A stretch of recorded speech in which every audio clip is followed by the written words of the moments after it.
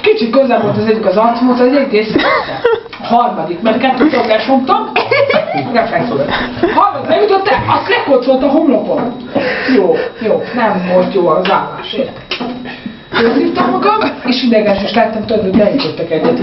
De nem az, hogy lesomtak, csak így az én kezem ütött le saját magamra. Mondom, srácok. Még egyszer szóltam, figyelmeztettem őket, most nem mehettek.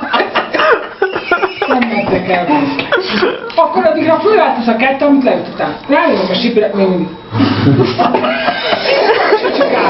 Jó, hát érted, de rengeteget így, rengeteget. Fölvettem még egyszer a fűzőállást, kicsit felvettem, meg én fölvettem ilyen cseleket, mert mindig mondja a síp, hogy zavard meg. Mondom, nem veszem fel oda izét, hanem egy kicsit megzavarom keresztben mindenféle trükköket alkalmazva, a lábamat is felemeltem egy kicsit, nem trükkösen, indít az elsőre. Könyök, lenyomom, osztram. Jó, hát ezt elkezdem. Mit egyet a másik, ötben.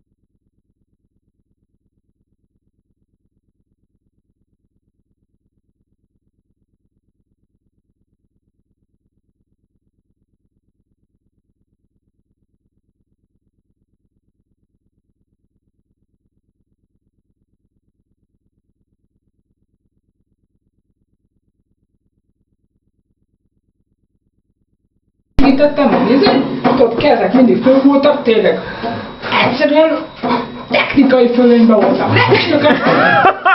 Akkor a negyedik azt mondja, hogy lehet, hogy nem kéne megbotni. Hívjuk az őrökkel. A síp is ott volt. Telefonál. Akkor láttam, tudod, hogy telefonáltam. Mondom, lehet, hogy rendőröket hívja, és akkor engem állt meg. Egyszerűen tudod, hogy nem magas égedésztem. Hát mondom, mi a fasz, te már harcon érted. Lerúgtam, mert sípire állni, mindig tudom megszívni. Ezt nem tudtam földolgozni, egy kicsit ott lelapozottam, akkor bekaptam egy állást. Hát ez nem tudod fölgetni? Azt a kurva, na az a gyerek, nem idegesítem, egy kis tüsjaj volt. Nem az a izéted, az a lapulós, az a tüsi. A tüsik sokkal gonoszabbak, azt kell. Főleg a szők. Akkor rámentem szóval, hogy Gyere, a hajadat csak mondom. Ijesztettem, azt legyünk. Szőkés. De azt már nagyon durvák. Na azt a gyereket nagyon megtűföltem. Meg sem mertek, a másik kettő, aki álma maradt, azt nem mert mozdulni. Látták tőle, hogy vérbe rúgzik a szemem. Az nem olyan, hogy gyere kis geci, itt egy sör. Hát tudták, hogy akkor volt, meg akkor futni kell. Addig elszállt. Nem sajnálom. Tényleg ő döntött jól, hát főbosszantanak, szép kúrok minden. Te is tudod, hogy mert itt oltogattál, és nem mentem neked. Azért eljutottál. Ajtét, mikor történt?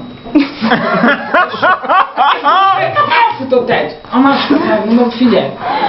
Most állsz, jössz a percen, vagy szép kúrok. Azt mondja, holnap nem érek rá. Lett volna esélye, megadtam neki. Mondom, gyere! Ha ilyen hülye valaki van, meg, hogy azt mondja, nem tudok jönni. Mondom, jó, hát akkor szétkullak. Nincs esélyed. Rámentem, könyöktől ijesztettem, kézzel hasba kurtam. Elfeküdt. Nem sípjék el, már fölvér. Most már nem jó. Emberkedjünk együtt, ha már eljutunk. Azt mondja, mi van? Érted? Főkkel? Kik ezek itt? Mondom, a barátaink, hát szeretnének csatlakozni, nézd rá! Ő például, és ő biztos, hogy jönne. Megyése. Azt mondja, hát jó, hát bevesszük őket. Mondom, nem olyan ügyesek, nem olyan ügyesek, hát leütöttem őket. De bevesszük. Aztán mégis hazamentünk éjszakai metróval, de hát... Nagy halandók voltam. Ez a vége, nem mondod, hogy ez a vége, bazd meg. Nem győztek le. És Függöny felébredt a végén? Igen, mondd, együtt mentek haza. Az éjszakai metróból. Hát de ez nem lehet, hogy hazavittetek. Ja, mert olyan. Az a gond. Róti, bazdmeg, nagyon kavoly vagy, hát te hülye vagy te.